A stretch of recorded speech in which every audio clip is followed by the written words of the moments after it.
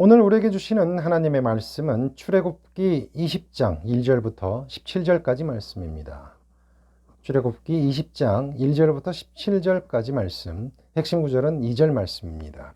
나는 너를 애굽 땅 종되었던 집에서 인도하여 낸 내 하나님 여호와니라. 하나님께서는 이집트에서 해방돼서 광야 생활을 시작한 하나님 나라의 백성들을 위해서 시내산 꼭대기에서 모세를 부르셨습니다. 그리고 이런 말씀과 함께 10가지 계명을 내려주셨습니다. 나는 너희를 이집트 땅 종살이 하던 집에서 이끌어낸 너희의 주인, 너희의 하나님이다. 이 말씀은요, 굉장한 의미를 담고 있는 말씀입니다. 당시 히브리인들에게 주인이 바뀌었다는 것을 선포하는 말씀이기 때문입니다. 애굽 땅, 그러니까 이집트에서 파라오 왕의 노예로 살아가던 사람들, 너희 히브리인들을 구출해내고 해방시킨 너희의 하나님, 너희의 주인인 내가 하는 말이다. 그러니까 잘 새겨듣고 잘 지켜야 한다. 이런 의미가 담겨 있는 겁니다. 그래서 첫 계명은 너는 나 외에는 다른 신들을 내게 두지 말라. 나 외에는 다른 신들을 내게 두지 말라. 이 계명은 두 가지 측면에서 생각을 해야 합니다. 먼저 첫째는 하나님만이 유일하신 신이라는 사실을 알고 믿고 따르라는 말씀입니다. 히브리인들이 노예 생활을 하던 이집트에서는요, 개구리나 송아지, 심지어 이나 파리까지도 눈에 보이는 모든 것을 신으로 섬기는 다신교 나라였지요. 그래서 애굽에 쏟아진 10가지의 재앙은 이집트인들이 섬기던 신들을 하나님께서 철저하게 무너뜨리고 철저하게 징계하신 사건입니다. 그래서 이 제1계명은 그동안 이집트에서 섬겨왔던 그 어떤 신도 이제는 신이 아니다. 오직 유일하신 여호와 하나님만이 온 우주를 다스리는 왕이시기 때문에 하나님 외에는 더 이상 섬겨야 할 대상이 있지도 않고 있을 수도 없다. 이런 강력한 선언입니다. 그동안 히브리인들은 이집트에서 많은 신들과 함께 파라오를 신으로 섬기고 모셨습니다. 그래서 노예 생활은 당연했던 것이지요. 신이 시키시는 일이기 때문에 거부할 수 없었던 겁니다. 그런데 이제 하나님께서는 파라오는 더 이상 신이 아니다. 단지 피조물일 뿐이다. 당연히 섬겨야 할 대상이 아니다. 이렇게 판결을 내리시는 겁니다. 여러분은 이집트에서 빠져나오셨나요? 여기에 대답하는 것에서부터 시작하셔야 합니다. 하나님께서 만드신 세상의 어떤 피조물도 신이 될 수 없습니다. 그것이 권력자이든 경제력이든 명예나 인기든 그 무엇이든지 간에 하나님의 자리에 설 수 없는 겁니다. 둘째는요, 그래서 이제는 이집트에서 짊어지고 살았던 모든 속박과 굴욕에서 벗어나서 자유로운 삶을 살 수 있게 되었다는 뜻이 담겨 있습니다.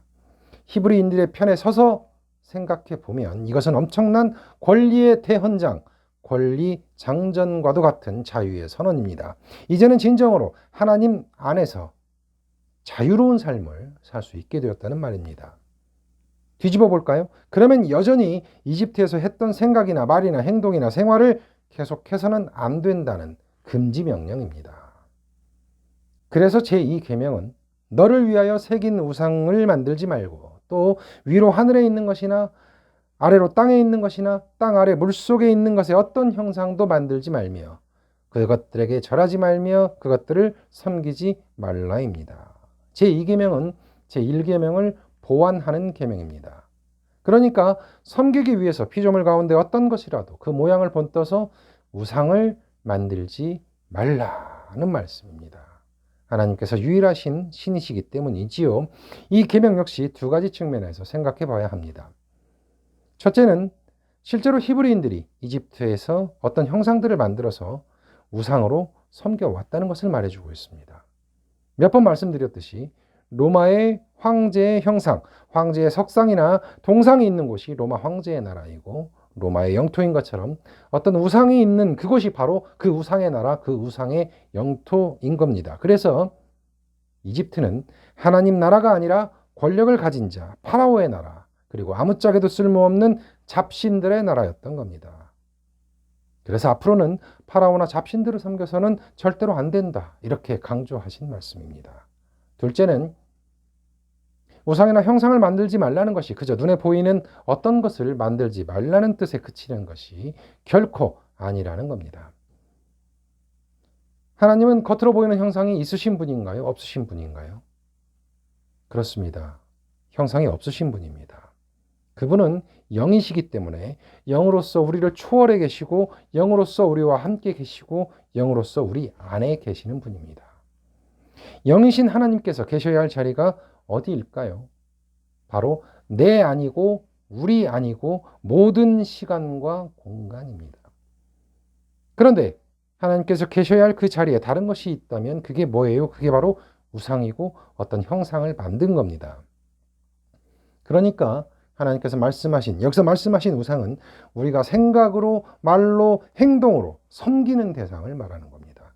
하나님을 믿는다고 하면서도 돈을 가장 소중하게 생각하거나 하나님만 사랑한다고 부르짖으면서도 권력과 명예를 더욱 탐내는 것, 하나님이 내 삶의 주인이시라고 하면서도 내가 왕이고 내가 주인 행세를 하는 것, 이것이 바로 우상입니다.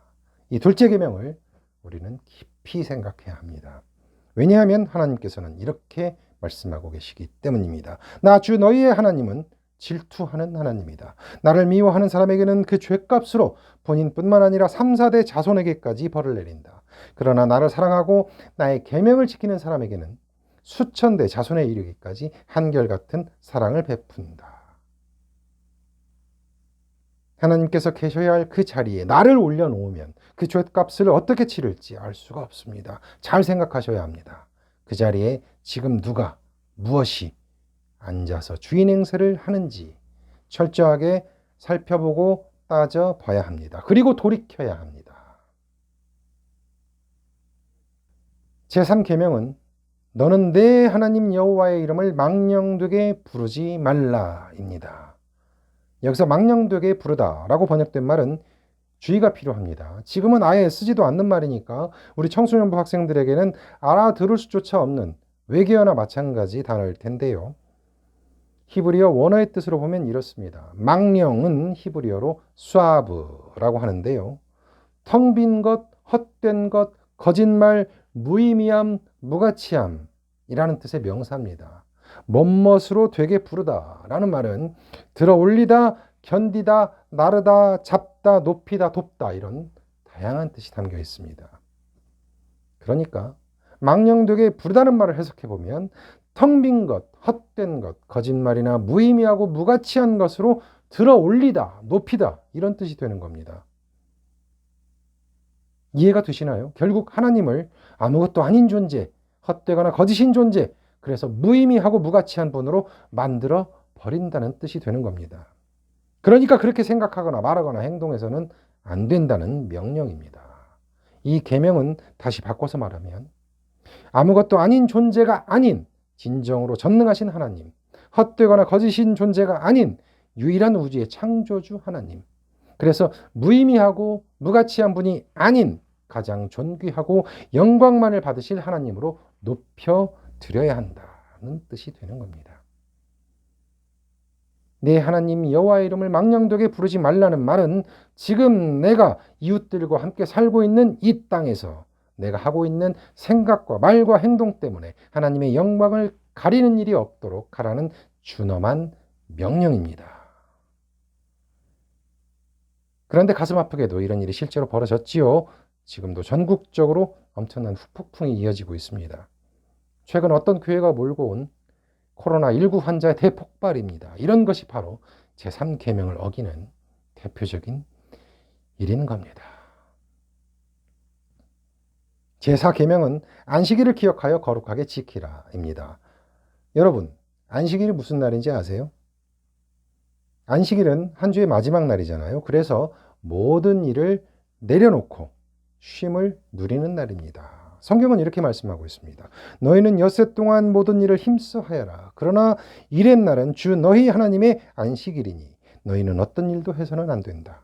너희나 너희의 아들이나 딸이나 너희의 남종이나 여종만이 아니라 너희 집짐승이나 너희의 집에 머무는 나그네라도 일을 해서는 안 된다고 말입니다.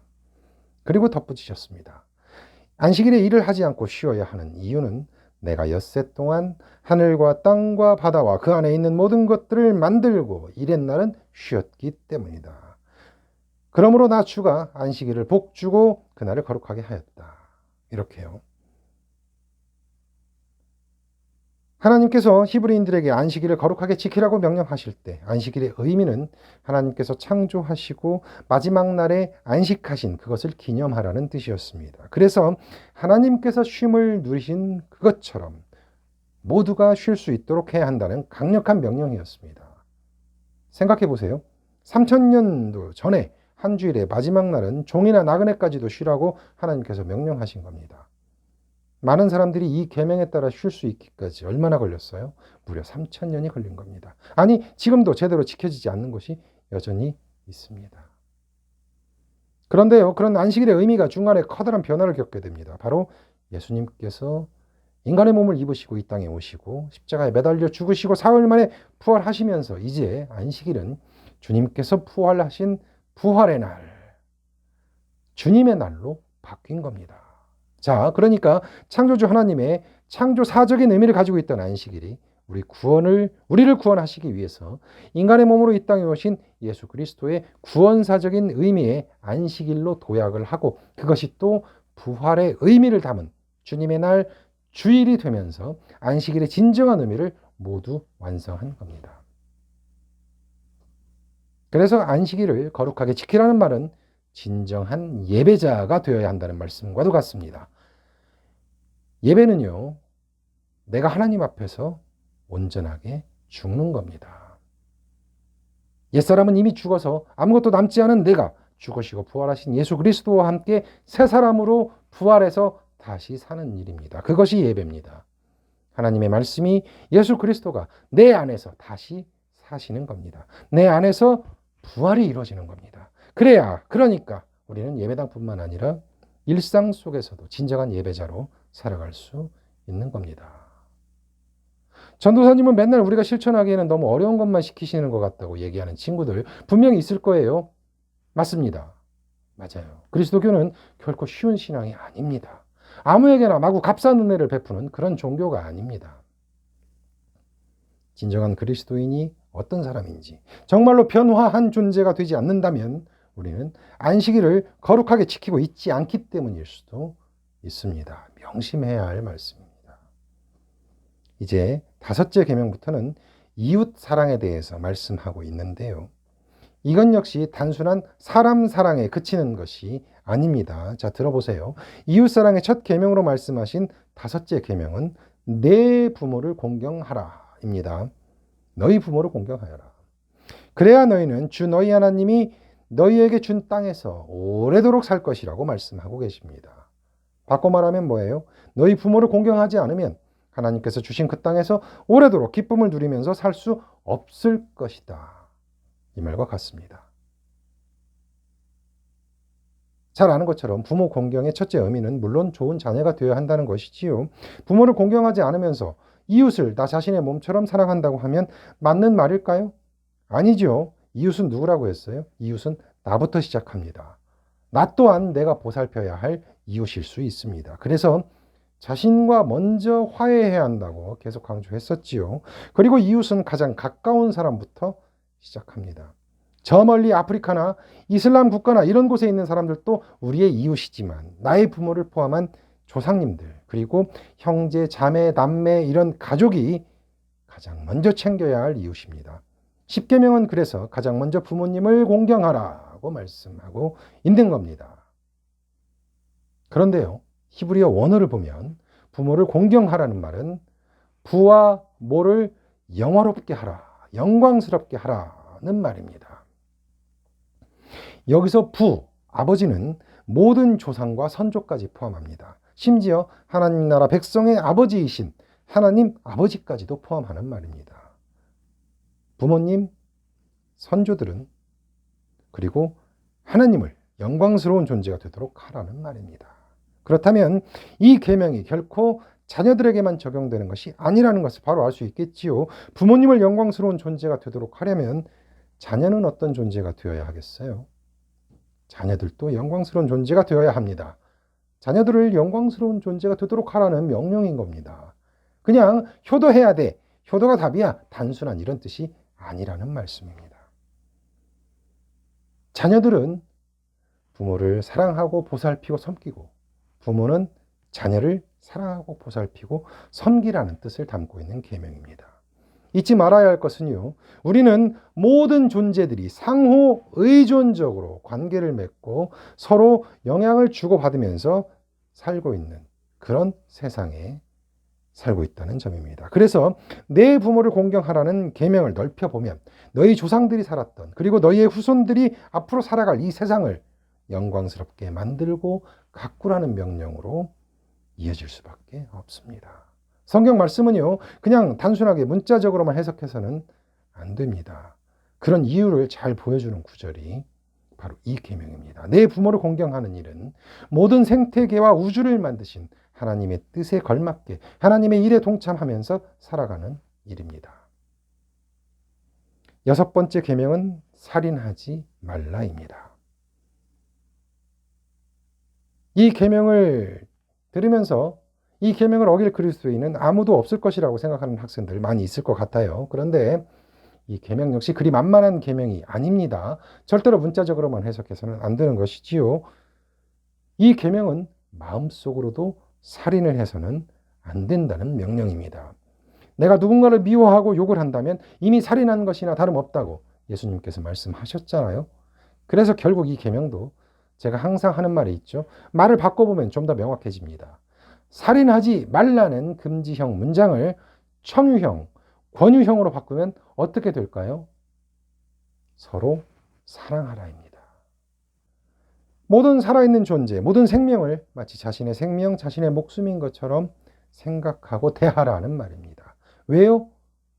저 사람도, 그 사람도 하나님의 자녀, 하나님 나라의 백성이기 때문입니다. 그러니까 어떤 존재들을 잠재적인 죽음으로 몰아가는 모든 행위도 당연히 해서는 안 되는 일입니다.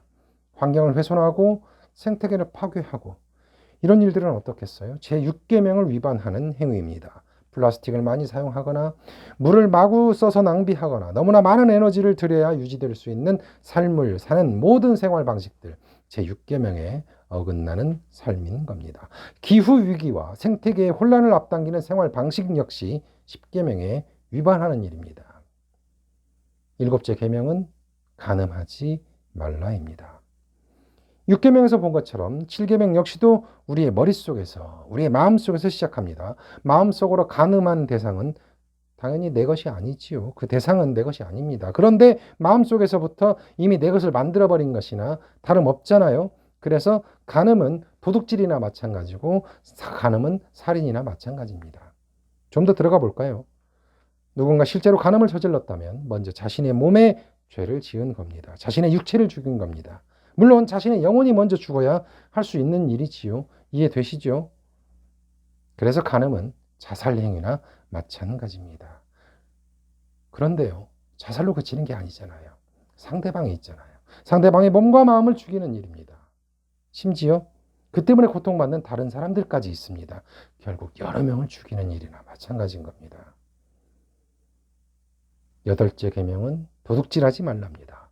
6계명이나 7계명을 통해서 이미 본 것처럼 이제 실제로 뭔가를 훔치지 않았다고 하더라도 남의 것을 갖고 싶어하는 것만으로도 8계명 위반이 될 수 있다는 사실 잘 아시겠지요? 이 도둑질하지 말라는 계명은 결국 올바른 가치관, 올바른 경제관, 성경적이고 그리스도교적인 세계관과 정신을 가지고 살라는 말입니다. 우리는 흔히 내가 가지고 있는 것은 모두 다 내 것이라고 생각하기 십상인데요. 그런데 우리 삶의 주인은 누구라고 했죠? 이미 제1계명에서 우리가 명령을 받았고 따르겠다고 고백했잖아요. 하나님이십니다. 그럼 우리가 가지고 있는 것은 최종적으로 누구의 것일까요? 당연히 하나님의 것입니다. 그 하나님은 모든 사람이 각자에게 주어진 충분한 몫을 누리는 것을 원하실까요? 원하지 않으실까요? 당연히 원하실 겁니다. 그러니까 내가 지금 가진 것이 온전하게 내 것이라고 할 수 있는 것은 사실상 아무것도 없다고 할 수 있는 겁니다. 우리 모두가 가져야 할 것의 일부를 잠시 맡은 것이거나 잠깐 빌려서 쓰고 있는 것일 뿐입니다. 어쩌면 누군가가 더 가져가야 할 것을 내가 더 가지고 있는 것인지도 모릅니다. 대부분의 사람들이 죄의식을 거의 가지고 있지 않지만 대표적으로 성경적인 가치관, 그리스도교적인 세계관의 정면으로 부딪히는 것이 바로 부동산 투기입니다. 여기서 투자와 투기는 다르잖아요. 이렇게 말하는 친구도 있을 텐데요. 물론 투자와 투기는 다르다고 할 수 있지요. 하지만 자기 집이 없는 사람들이 셀 수 없이 많은데도 그런 남들의 어려움은 아랑곳하지 않고 부동산에 투자해서 많은 집을 가지고 있다고 한다면 그것은 8계명 위반이나 마찬가지입니다. 내가 부동산을 더 많이 가지고 있는데 제대로 세금을 내지 않는 것, 이건 역시 도둑질하지 말라는 계명을 어기는 경제관, 가치관, 세계관인 겁니다. 하나님의 뜻에 어긋난 욕심은 그 자체가 도둑질이나 다름없기 때문입니다. 9째 계명은요, 내 이웃에 대하여 거짓 증거하지 말라입니다. 그 무엇이 됐든지 자신이나 남을 속이는 일을 하지 말라는 뜻입니다. 자, 자신과 이웃을 둘러싸고 어떤 일이 발생했어요. 그럴 때 많은 사람들이 거짓말을 아주 쉽게 생각하고 쉽게 하는 경우를 볼 수 있습니다. 의도했든 의도하지 않았든. 그것은 남을 속이는 일이기도 하지만 먼저 자신을 속이는 일입니다. 자신을 속이는 일은 뭐와 같다고 했어요? 자신을 죽이는 일입니다. 자신의 영혼을 죽이니까요. 그럼 남을 속이는 일은 뭐예요? 남을 죽이는 일입니다. 실제로 누군가에 대해서 거짓을 퍼뜨리면 심지어 그 사람을 죽음으로 몰아갈 수도 있습니다. 그런 안타까운 경우들을 실제로 우리들은 종종 보면서 살아갑니다. 너무나 가슴이 아픕니다. 제9계명을 어기는 가장 전형적인 일은 요즘에 너무나도 많이 나타나는 가짜 뉴스가 아닐까 싶습니다. 남들은 어떻게 돼도 상관없어. 그저 재미로 지어내거나 나의 이익을 챙기기 위해서 아니면 내가 속해 있는 집단에게만 이득이 돌아가게 하기 위해서 거짓말을 마구 만들어내고 찍어내고 생산해냅니다. 어느 순간 가짜가 진짜인 것처럼 되어버리고 실제로 가짜 뉴스에 휘말린 사람은 이미 매장을 당한 뒤입니다. 아무도 책임을 지지 않습니다. 아무도 되돌려 놓지 않습니다. 제9계명 역시 살인하지 말라입니다. 마지막 계명은요, 내 이웃의 집을 탐내지 말라입니다. 내 이웃의 아내나 그의 남종이나 그의 여종이나 그의 소나 그의 나귀나 무릇 내 이웃의 소유를 탐내지 말라는 겁니다. 어떤 것이 됐든지 자신의 것이 아닌 것을 탐내지 말라는 명령입니다. 결국 여러분의 욕망을 다스리라는 말씀입니다. 여러분의 욕망을 다스리라. 지난번에 말씀드렸죠. 인간은 타인의 욕망을 욕망하는 존재이다. 다시 한번 생각해 보시기 바랍니다. 인류의 모든 문제는 바로 욕망의 문제에서 시작됐고 지금도 욕망이 모든 문제의 씨앗입니다. 그 욕망에 물을 주고 키우면 키울수록 우리는 더욱 탐욕스럽게 변해갈 수밖에 없는 겁니다. 왜냐하면 우리의 원죄가 뿌리를 내리고 있는 것이 바로 인간의 자기중심성, 내가 왕이 되려는 본성이라는 점에서 비춰보면 욕망은 곧장 탐욕으로 직행할 가능성이 너무나 높기 때문에 철저하게 감독하고 철저하게 규제하지 않으면 안 된다는 말씀입니다. 고삐 풀린 욕망에 기반을 둔 경제체제, 신자유주의가 이 세상을 어떻게 타락시키고 있는지 우리는 지금도 눈을 뜨고 지켜보고 있잖아요. 지금도 당하고 있지 않습니까? 둘째로 생각할 것은 스스로 만족하는 삶을 살아야 한다는 겁니다. 이렇게 생각해 보면 어떨까 싶어요. 백주전 기념교회에서 은퇴하신 이재철 목사님은 이렇게 조언하십니다. 지금 나에게 없는 것은 어쩌면 내가 그것을 가지고 있으면 해가 될 수 있기 때문에 하나님께서 주시지 않은 것이라고 생각해 보십시오. 지금 나에게 없는 것은 어쩌면 내가 그것을 가지고 있으면 해가 될 수 있기 때문에 하나님께서 주시지 않는 것이라고 생각해 보십시오. 스스로 만족하는 마음이 없으면 물질의 노예가, 욕심의 노예가 되기 쉽다는 말씀입니다. 그저 욕심을 버려라, 탐심을 내려놓아라. 이런 말보다 그리스도인인 우리들에게 정말 가슴에 와닿는 그런 말씀이었습니다. 아마도 우리 청소년 학생들에게는 너무나 먼 일이라고 생각될지 모르지만 가만히 주변을 돌아보십시오. 그리고 자신이 어떤 가치관과 경제관을 가지고 있는지 다시 점검해 보시기 바랍니다. 우리가 좋아하는 성경 구절 있잖아요. 내게 능력 주시는 자 안에서 내가 모든 것을 할 수 있느니라. 여기에서 방점을 찍어야 하는 부분은 내가 모든 것을 할 수 있느니라가 아닙니다. 내게 능력 주시는 분, 그분에게 초점을 맞춰야 합니다.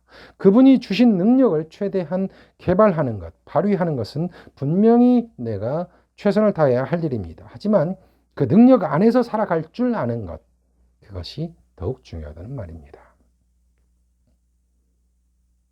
십계명은 예수님께서 친히 압축 요약하신 것처럼 하나님 사랑과 이웃 사랑을 어떻게 실천하면서 살 것인가를 묻고 그 물음에 답을 하라는 엄숙한 명령입니다. 그 말은 곧 하나님 앞에서 책임지는 삶을 살라는 겁니다. 사람들 앞에서 책임지는 삶을 살라는 겁니다.